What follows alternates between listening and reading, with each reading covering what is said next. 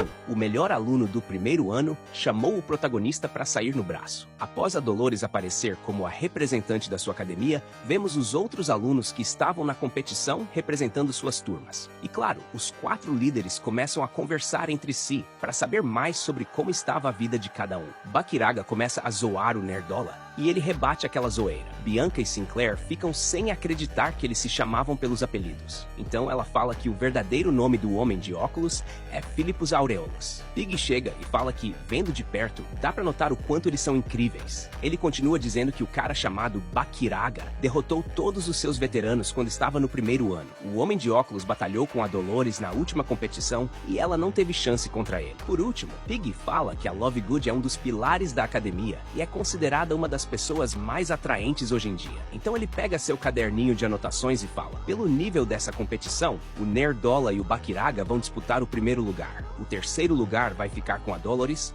e o quarto ficará com a Lovegood. Momentos depois, vemos a equipe do Tudor impressionada com o lugar onde eles vão ficar até o final da Olimpíada. E claro, para eles foi servido um banquete com várias comidas gostosas. Tudor fica sem acreditar no que estava vendo. Dessa forma, Pig começa a procurar o Vicker e a Bianca fala que ele estava logo atrás deles. Tudor fala que não era para ele se preocupar com o Vicker, pois ele estava de boa. Então a Bianca já começa a fazer os cálculos de quantos alunos eles precisam derrotar para ficar no top 10 e receber os artefatos mágicos. Foi nesse momento que vemos um membro da Academia Varangian chegando perto do Pig, e a Bianca já começa a ficar irritada por estar perto desses brutamontes. Desse modo, eles começam a bater os pés e falam que precisam comer tudo. Então vemos a garota se desequilibrando com aquela pressão. Mas antes de cair, o Sancho segura ela. Então ele vira para os malucos e fala que eles não podem comer tudo, pois tinham os outros alunos. E claro, o cara já começa a provocar o Sancho e fala que ele estava horrível nesse uniforme. O maluco continua dizendo que o Sancho era um covarde por fugir da Varangian